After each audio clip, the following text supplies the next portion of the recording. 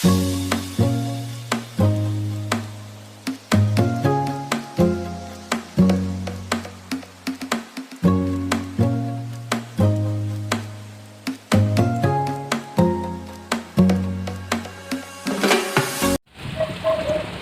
mga ka-aquatics, for today's video magpapakain na tayo nitong ating fry ng betta fish. So mag-i-introduce na tayo ng first food nila kasi pwede nang pakainin.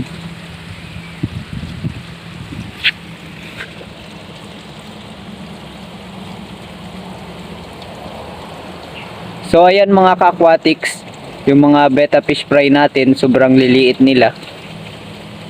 So yung iba nandyan.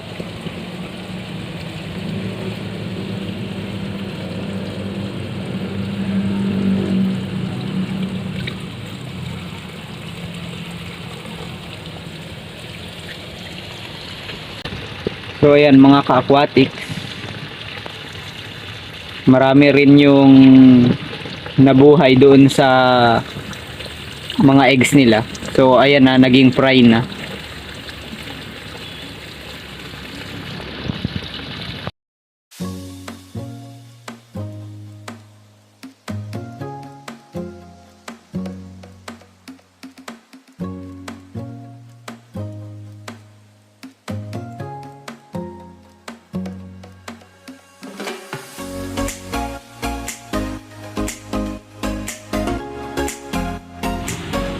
So ayan mga ka-aquatics,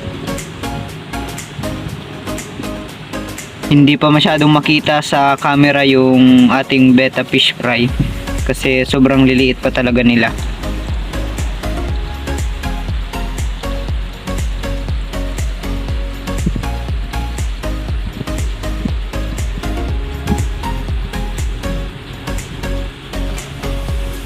So papakainin na natin yan. I-ready lang natin yung BBS na ipapakain sa kanila. So ayun mga ka-aquatics, i-ready lang natin yung ating BBS. So papatayin na muna natin yung air pump dito para bumaba lahat ng BBS doon sa pinakailalim ng BBS hatchery natin.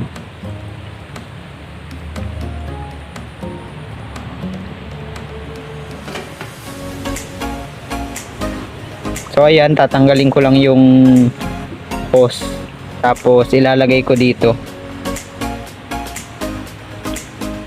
tapos hintayin ko na lang mga ka-aquatics na yung mga BBS natin ay umipon dito para makuha natin lahat. So ayan. So kung hindi naman mag-ipon mamaya dyan mga ka-aquatics, ay ilalagay na lang natin ito dun sa fishnet, dun sa DIY fishnet natin. So ipapabuhos lang natin yan dun sa DIY fishnet natin, tapos para makuha natin yung mga BBS dyan. So ayan.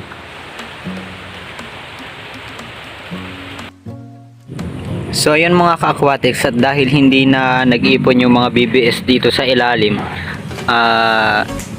doon na lang natin ipapabuhusin sa DIY fishnet natin para makuha natin yung mga BBS. So tara. So ayun mga ka-aquatics, bago tayo magpakain ng BBS doon sa betta fish natin, so sasaipon ko muna yung mga ibang dumi doon sa ilalim para mas mabawasan yung mga bad bacteria doon sa kanilang tank.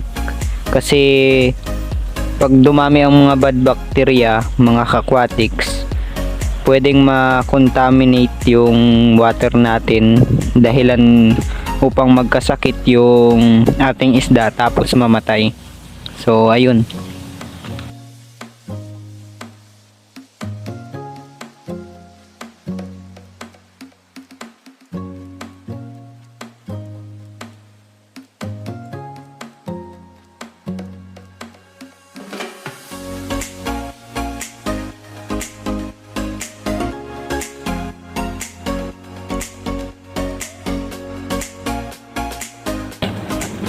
So ayun mga ka-aquatics, kailangan nating maging maingat sa pag-siphon o pagkuha ng mga dumi doon sa ilalim kasi sobrang maliliit pa yung ating betta fish fry, sumasama sila doon sa paghigop, kaya kailangan natin maging maingat.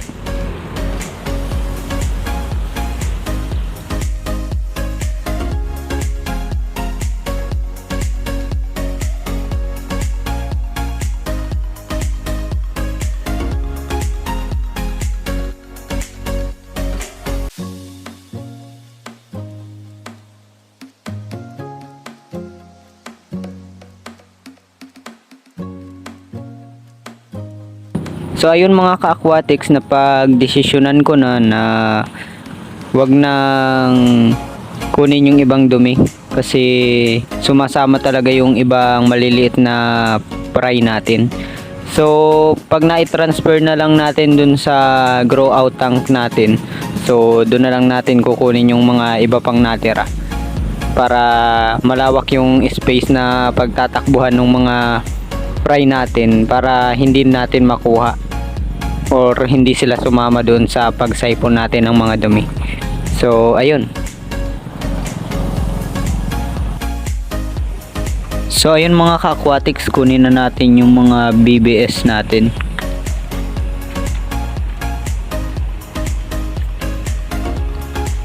So ito nga pala yung gagamitin natin na fishnet, yung DIY natin. So kung napanood nyo na sa ibang vlog, so ayan, yan yung ginagamit ko.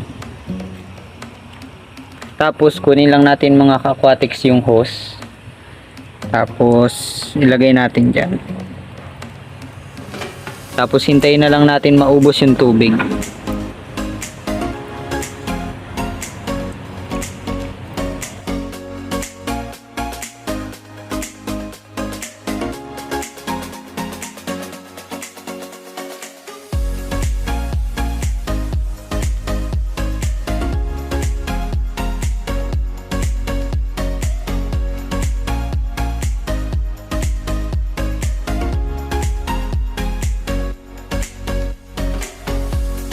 So ayan mga ka-aquatics, so nag-decide ako na wag na natin ubusin yung ating BBS kasi marami man na yung nandito. So ayan, bawal kasing ma-overfeed yung ating mga fry, lalo na at maliliit pa lang silang sobra. So kaya ayan, konti na lang muna para hindi sila ma-overfeed. So ayun mga ka-aquatics, ipapakain na natin ito dun sa mga fry natin.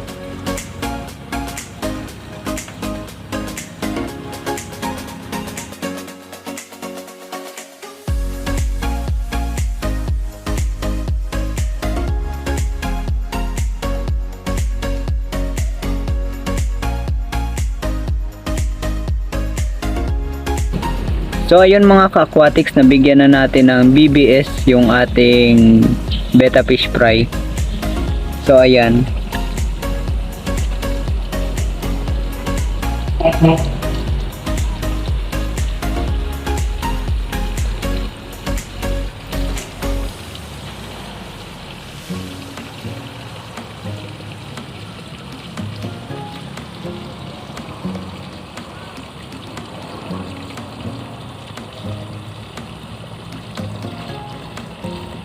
So kung nakikita nyo mga ka-aquatics, yung sobrang pino na gumagalaw, na malilikot, so yan yung BBS.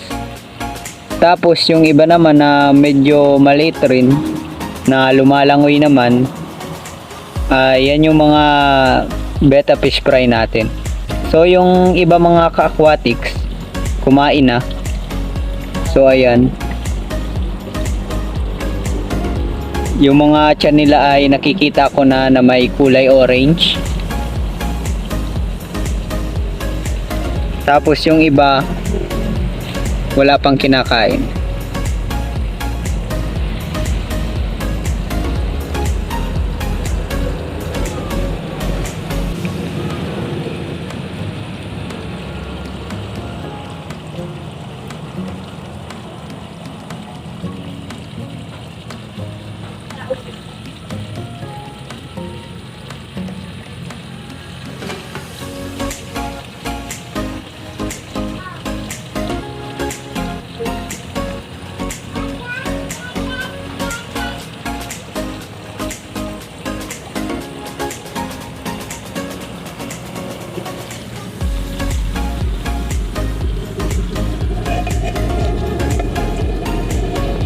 So ayun mga ka-aquatics, nasa ilalim sila kasi yung mga BBS ay naandun sa ilalim.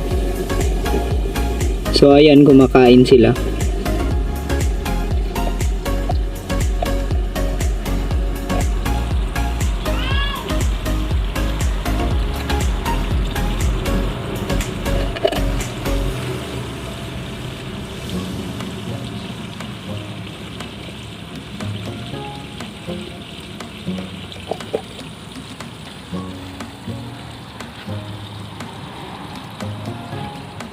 So yun lang muna mga ka-aquatics for today's video. At kung hindi pa nga pala kayo nakakapag-subscribe sa aking YouTube channel, please subscribe na po. And please like, comment, and share this video. Salamat!